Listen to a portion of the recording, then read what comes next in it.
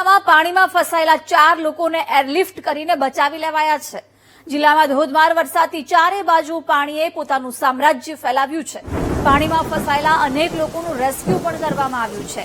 ત્યારે જિલ્લાના ધોમથર ગામમાં પુષ્કળ પાણી વચ્ચે એક શ્રમિક પરિવાર ફસાયો હતો। દરિયો બની ગયેલા ગામમાં શ્રમિક પરિવાર માટે જવું તો ક્યાં જવું તેવી સ્થિતિ સર્જાઈ હતી। એક પરિવાર પાણી વચ્ચે ફસાઈ ગયો હોવાની જાણ થતાં જ તંત્રએ તાત્કાલિક મદદ મોકલી। જો કે પાણી એટલું બધું ભરાયેલું હતું કે ત્યાં એનડીઆરએફની ટીમ પણ પહોંચી શકે તેવી સ્થિતિ નહોતી।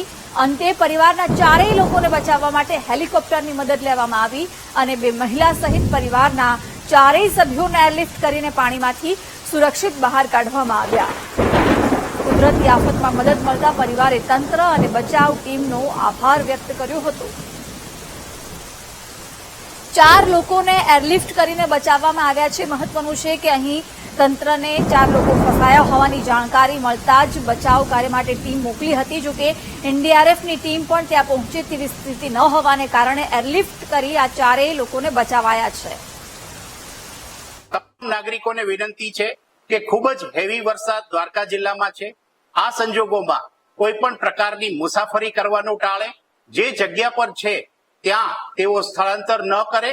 કોઈ પણ પ્રકારની મુશ્કેલી હોય તો સ્થાનિક ટીડીઓ શ્રી, મામલતદાર શ્રીનો, તલાટી શ્રી કે સરપંચ શ્રી મારફતે સંપર્ક કરે। અમે ફૂડ પેકેટની પણ તમામ ગામોમાં જ્યાં જ્યાં જરૂરિયાત છે ત્યાં મામલતદાર શ્રી અને ટીડીઓની મદદથી વ્યવસ્થા કરેલી છે। રૂપેણ બંદરેથી ટોટલ 100 લોકોનું સ્થળાંતર કરવામાં આવ્યું છે। ખંભાળિયામાં ઘી ડેમ ઓવરફ્લો થવાથી જે નીચાણવાળી સોસાયટી છે ત્યાં માનનીય મંત્રી શ્રી, પ્રભારી સચિવ શ્રી ની સૂચનાથી અમે લોકોએ તાત્કાલિક જે નીચાણવાળા વિસ્તારમાં છે તે લોકોનું પણ શાળામાં સ્થળાંતર કરેલું છે। તેમને જમવાની વ્યવસ્થા બી કરેલી છે। કોઈ પણ સરપંચ શ્રી, તાલુકા પંચાયત પ્રમુખ શ્રી કે અન્ય કોઈ લોકોને કઈ માહિતીની જરૂર હોય અથવા કઈ લોકો મુશ્કેલીમાં હોય તો જિલ્લા કંટ્રોલ રૂમનો સંપર્ક કરી શકે છે।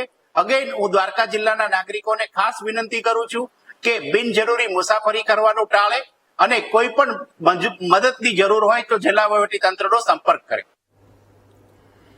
દ્વારકામાં અતિ ભારે વરસાદ વરસ્યો હતો। મહત્વનું છે કે આ 4 લોકો ફસાયા હતા। તેમને હેલિકોપ્ટરની મદદથી એરલિફ્ટ કરવાની ફરજ પડી હતી કારણ કે ગામમાં એટલા પાણી ભરાયા હતા અને આ ચારેય લોકો એ રીતે ત્યાં ફસાયા હતા કે એનડીઆરએફની ટીમનું પણ ત્યાં પહોંચવું અશક્ય હતું।